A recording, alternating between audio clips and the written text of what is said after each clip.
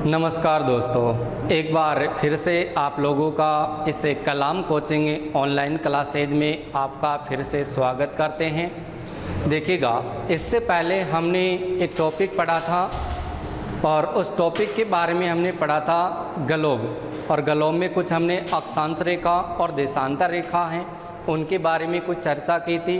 और आज हम इसी टॉपिक को थोड़ा सा आगे बढ़ाते हैं और इसी के साथ अपन देखिए विस्तार शुरू करते हैं राजस्थान का, और साथ के साथ देखिए इंडिया का विस्तार है वो भी अपन लेकर के साथ में चलेंगे।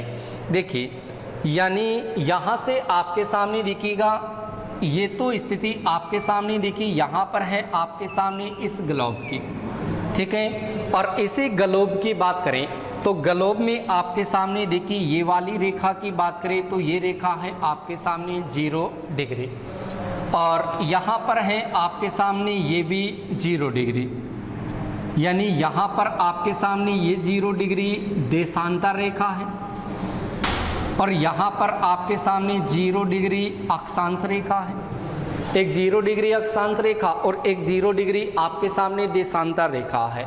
लेकिन यदि भारत की बात करें, एशिया की बात करें, राजस्थान की बात करें तो यहाँ पर आपको मैंने बताया था कि यहाँ पर कौन सा महाद्वीप है, एशिया महाद्वीप है। यहाँ पर एशिया महाद्वीप है और इसी एशिया महाद्वीप में कहा था आपके सामने कि भारत है वो भी स्थित है। इसी भारत में आपके सामने राजस्थान भी स्थित है। यहाँ पर पहला क्वेश्चन ये रहेगा कि यदि एशिया, भारत और राजस्थान की बात करें तो ये अक्षांशीय दृष्टि से कौन से गोलार्ध में है, तो याद रखें उत्तरी गोलार्ध में। और यदि आपसे ये कहा जाए कि ये देशांतरीय दृष्टि से कौन से गोलार्ध में है तो वहाँ पर आपको ध्यान रखना है पूर्वी गोलार्ध में है। अक्षांशीय दृष्टि से ये उत्तरी गोलार्ध में है और देशांतरीय दृष्टि से देखा जाए तो आपके सामने पूर्वी गोलार्ध में। लेकिन अगर इसकी ग्लोबीय स्थिति की बात करें तो ग्लोबीय स्थिति आपके सामने इन तीनों की क्या रहेगी, तो याद रखेंगे ग्लोबीय स्थिति है वो इनकी उत्तर पूर्वी रहेगी। क्लियर है। अब देखिए यहाँ पर आपके सामने इस प्रकार से हमने कुछ अक्षांश रेखा पढ़ी थी इस प्रकार से, और यहाँ से हमने देखिए देशांतर रेखा है वो पढ़ी थी। यहाँ से आपके सामने ये देशांतर रेखाएं हमने पढ़ी थी। लेकिन यहाँ से देखिए सबसे पहले यदि भारत का अक्षांश और देशांतर पढ़ते हैं, इसके साथ ही अपन राजस्थान का अक्षांश और देशांतर पढ़ते हैं, तो इनसे आपसे देखिए क्या क्या क्वेश्चन पूछा जा सकता है और कौन सा क्वेश्चन एग्जाम की दृष्टि से इम्पोर्टेंट होगा। देखिएगा, यहाँ पर सबसे पहले देखिए अगर भारत की बात करें तो यहाँ से आपके सामने देखिए ये भारत की स्थिति है। यहाँ से देखा जाए तो आपके सामने देखिए ये स्थिति तो कौन से देश की होगी, तो यहाँ पर आपको ध्यान रखना है ये भारत की स्थिति होगी। ये आपके सामने देखिए भारत का मानचित्र है और इस भारत की अगर अपन अक्षांश और देशांतर की बात करें तो इनका देखिए अक्षांश और देशांतर है वो कितनी डिग्री से शुरू होता है और कितनी डिग्री पर ख़त्म होता है।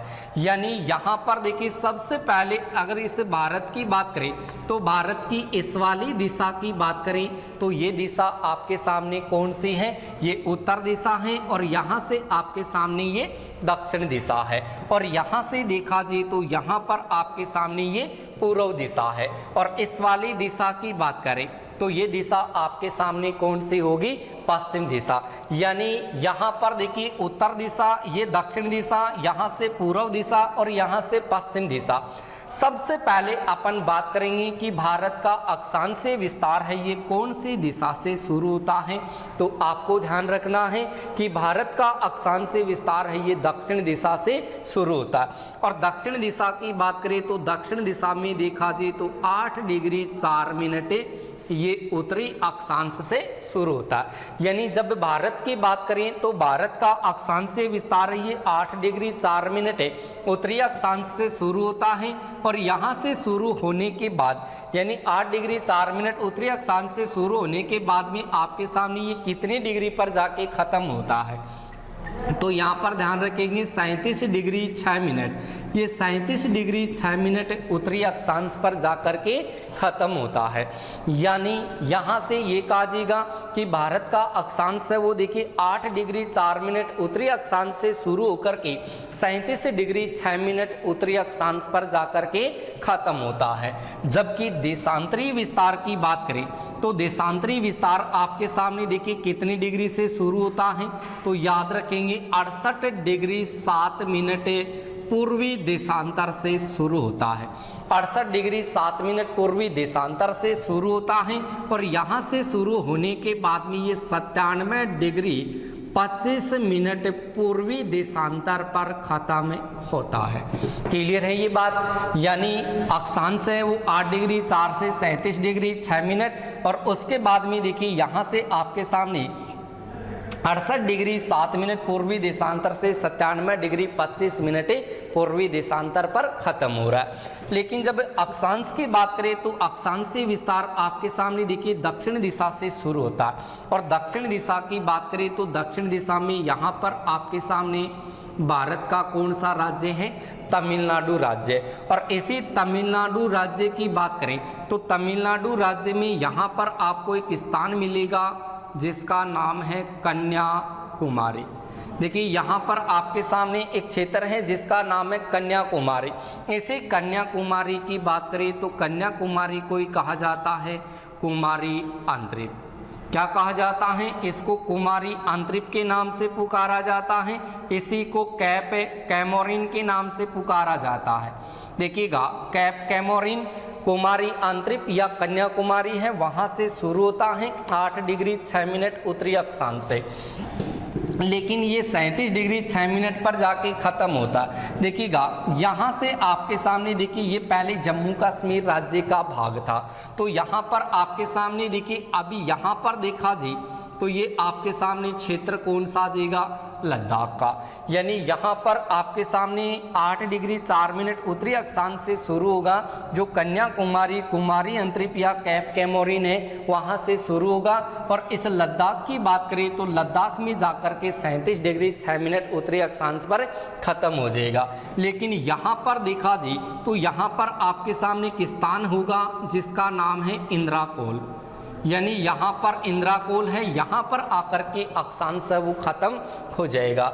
लेकिन जब देशांतर की बात करें तो देशांतर है वो आपके सामने देखिए 68 डिग्री 7 मिनट पूर्वी देशांतर से शुरू हो रहा है और यहाँ पर देखा जाए तो आपके सामने भारत का कौन सा राज्य है? गुजरात राज्य। और इसी गुजरात की बात करें तो गुजरात में यहाँ पर आपके सामने देखिए क्षेत्र है जिसका नाम है गोरमोता। गोरमोता, ये गोरमोता नाम आ सकता है, कच्छ का नाम आ सकता है या फिर आपके सामने सर क्रीक का क्षेत्र आ सकता है। यानी गोरमोता कच्छ का रण है, सर क्रीक है ये गुजरात में है और यहाँ पर एक क्षेत्र है जिसका नाम है नारायण सरोवर भंज। यानी नारायण सरोवर भंज की बात करें तो यहाँ पर आपके सामने नारायण सरोवर भंज है, सर क्रीक है, कच्छ का भाग है और गोरमुता का भाग है। ये गुजरात राज्य में है जहाँ से भारत का देशांतरीय विस्तार है वो शुरू होता है। और कितने डिग्री से शुरू होता है? 68 डिग्री 7 मिनट पूर्वी देशांतर से शुरू होता है और 97 डिग्री आपके सामने 25 मिनट पर क्या होगा? खत्म होगा। लेकिन यहाँ पर देखा जाए तो यहाँ पर आपके सामने देखिए भारत का एक राज्य है जिसका नाम है आपके सामने अरुणाचल प्रदेश। कौन सा राज्य है? अरुणाचल प्रदेश। यानी इस अरुणाचल प्रदेश की बात करें तो अरुणाचल प्रदेश में यहाँ पर आपको एक स्थान मिलेगा जिसका नाम होगा किविथु। किविथु का नाम मिल सकता है, आपको लेज का नाम मिल सकता है, आपको वालांगू का नाम मिल सकता है। किविथु लेज वालांगू का भाग है आपके सामने अरुणाचल प्रदेश में, वहाँ पर 97 डिग्री 25 मिनट पर भारत का देशांतरीय विस्तार है वो क्या होगा, खत्म होगा। लेकिन यहाँ पर आप चीज़ एक ध्यान रखेंगे कि ये भारत की मुख्य भूमि का हिस्सा है, लेकिन इस मुख्य भूमि से देखा जाए इधर वाले भाग में, तो ये भाग आपके सामने पूरा का पूरा भाग है। देखिए यहाँ से ये जल से घिरा हुआ है। किससे घिरा हुआ है? तो यहाँ पर आप लोग ध्यान रखेंगे कि यहाँ पर ये वाला जो भाग है, ये पूरा भाग इधर से आपके सामने जल से घिरा हुआ है। और इस जल से घिरे हुए क्षेत्र की बात करें तो यहाँ पर आपके सामने देखिए एक खाड़ी है, और उस खाड़ी का नाम है, जिसका नाम होगा बंगाल की खाड़ी। देखिएगा यहाँ से आपके सामने ये बंगाल की खाड़ी का भाग है, और इसी बंगाल की खाड़ी में देखा जाए तो यहाँ पर आपके सामने भारत का एक प्रसिद्ध द्वीप है। और इस प्रसिद्ध द्वीप की बात करें तो वो प्रसिद्ध द्वीप देखिए आपके सामने कौन सा है, तो यहाँ पर आपके सामने भाग है अंडमान का। किसका भाग होगा? अंडमान का भाग होगा। और यहाँ पर भाग किसका होगा? तो याद रखोगे निकोबार का होगा। एक भाग आपके सामने अंडमान का है और दूसरा भाग आपके सामने देखिए निकोबार का। एक अंडमान का भाग है और दूसरा भाग आपके सामने निकोबार का है। तो यहाँ पर आपसे ये कहा जाएगा कि भारत की मुख्य भूमि का अक्षांश है वो कितने डिग्री से शुरू होता है? तो आप लोगों को बताना है कि 8 डिग्री 4 मिनट उत्तरी अक्षांश से शुरू होता है। जबकि यदि अंडमान और निकोबार द्वीप समूह को शामिल कर लिया जाए तो भारत का अक्षांशीय विस्तार है वो कितने डिग्री से शुरू होता है? तो वहाँ पर आपको बताना है कि यहाँ पर भारत का अक्षांश है वो 6 डिग्री 4 मिनट। ये 6 डिग्री 4 मिनट आपके सामने ये उत्तरी अक्षांश है। 6 डिग्री 4 मिनट उत्तरी अक्षांश से देखिए भारत का अक्षांश वो अंडमान निकोबार द्वीप समूह को शामिल करने पर शुरू होगा। ठीक है, उसके बाद में देखिए यहाँ से इस निकोबार की बात करें तो निकोबार में जब ये 6 डिग्री 4 मिनट से देखिए आपके सामने इनका अक्षांश शुरू हो रहा है, तो वो इस निकोबार के कौन से भाग से शुरू होता है? तो यहाँ पर आप ध्यान रखेंगे, यहाँ पर एक क्षेत्र है जिसका नाम है इंदिरा पॉइंट। कौन सा क्षेत्र है? तो याद रखेंगे इंदिरा पॉइंट। इसी इंदिरा पॉइंट की बात करें तो इसको नाम दिया जाता है पार्सन पॉइंट, यानी इंदिरा पॉइंट जिसको पार्सन पॉइंट कहा जाता है। इसी पार्सन पॉइंट को कहा जाता है आपके सामने पिगमेलियन। इसी पिगमेलियन की बात करें तो इसी पिगमेलियन को कहा जाता है आपके सामने लाहिचिंग। क्या कहा जाता है? तो याद रखेंगे इसको लाहिचिंग के नाम से पुकारा जाता है। यानी यहाँ से आप एक चीज ध्यान रखें कि भारत में यदि अंडमान और निकोबार द्वीप समूह को शामिल कर लिया जाए तो भारत का अक्षांशीय विस्तार है वो कितनी डिग्री से शुरू होता है? तो 6 डिग्री 4 मिनट उत्तरी अक्षांश से शुरू होता है, जो आपके सामने निकोबार में Indira Point, Parsons Point, Pygmalion, लाहिचिंग से शुरू होता है। लेकिन इस वाले क्षेत्र की बात करें तो ये वाला क्षेत्र सन 2004 में देखिए सुनामी लहरों की चपेट में आ गया। क्या हुआ था यहाँ पर कि सन 2004 की बात करें तो 2004 में यहाँ पर देखिए सुनामी लहरें आई थी, और सुनामी लहर आने के कारण ये क्षेत्र है वो देखिए चपेट में आ गया। और चपेट में आने के कारण क्या हो गया? ये क्षेत्र जलमग्न हो गया।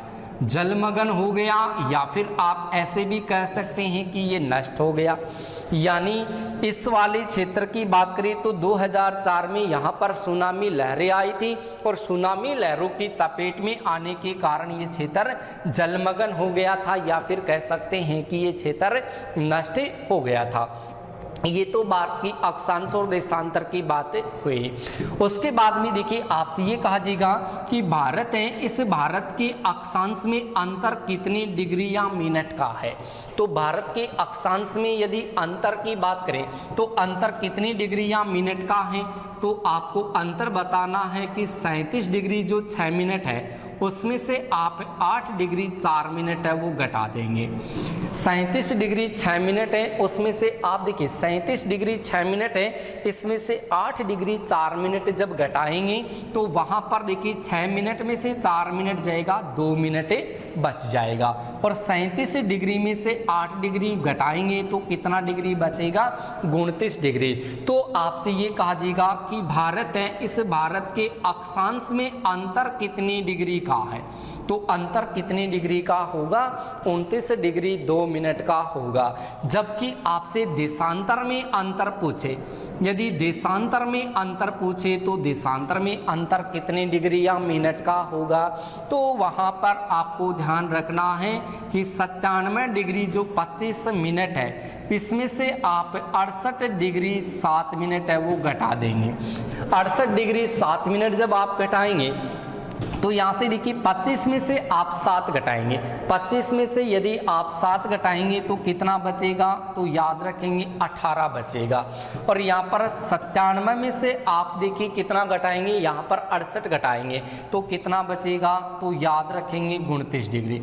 यानी देशांतर में अंतर है ये 29 डिग्री 18 मिनट का अंतर होगा।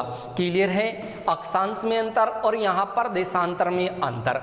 अब देखिए इससे पहले हमने चर्चा की थी, जब हमने ग्लोब को पढ़ा था, अक्षांश और देशांतर को पढ़ा था, वहाँ पर मैंने आपसे एक चर्चा की थी कि कर्क रेखा है ये एशिया महाद्वीप के 8 देशों से गुजरती है, जिसमें हमने पढ़ा था कि सऊदी अरब, संयुक्त अरब अमीरात, ओमान की राजधानी मस्कत, उसके बाद पढ़ा भारत, बांग्लादेश, उसके बाद में पढ़ा था म्यांमार, उसके बाद में चीन, चीन के बाद में ताइवान। तो वहाँ पर हमारा देखिए जो भारत है, इस भारत से भी देखिए आपके सामने मैंने कहा कि कर्क रेखा गुजरती है। तो देखिए यहाँ पर यदि भारत की बात करें तो भारत से आपके सामने देखिए ये कर्क रेखा गुजरती है। यदि इस भारत की बात करें तो भारत से देखिए आपके सामने जो कर्क रेखा गुजरती है वो कर्क रेखा आपके सामने कितने राज्यों से होकर के गुजरती है? तो 8 राज्यों से होकर के गुजरती है, जिसमें पहला राज्य आपके सामने गुजरात होगा। गुजरात के बाद में आपके सामने दूसरा राज्य है वो कौन सा होगा? राजस्थान होगा। और राजस्थान के बाद में देखा जाए तो राजस्थान के बाद में आपके सामने देखिए कौन सा राज्य आता है? तो राजस्थान के बाद में आपके सामने यहाँ पर एमपी का भाग होगा। और एमपी के बाद में देखा जाए तो आपके सामने छत्तीसगढ़ का भाग होगा। और छत्तीसगढ़ के बाद में आपके सामने झारखंड राज्य का भाग होगा।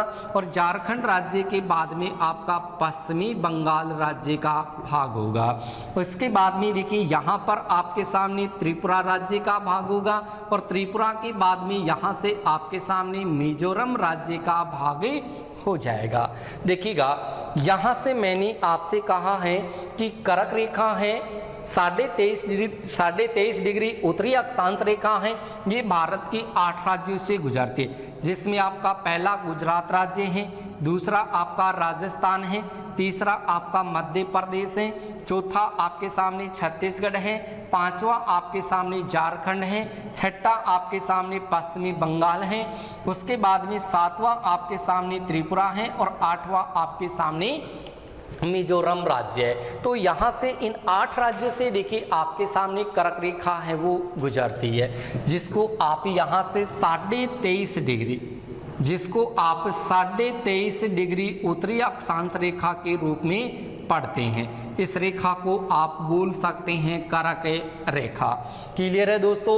ये भारत का अक्षांश और देशांतर हुआ कि इनकी स्थिति है वो यहाँ से आप देख सकते हैं। अब देखिए यहाँ पर आप एक चीज़ ध्यान रखें, गौर से देखिएगा। मैंने आपसे पिछले वीडियो में कहा था कि देखिए भारत है वो अक्षांशीय दृष्टि से उत्तरी गोलार्ध में, उत्तरी गोलार्ध में जो भी अक्षांश रेखा होगी वो सारी की सारी अक्षांश रेखा हमेशा मैंने कहा उत्तरी अक्षांश होगी।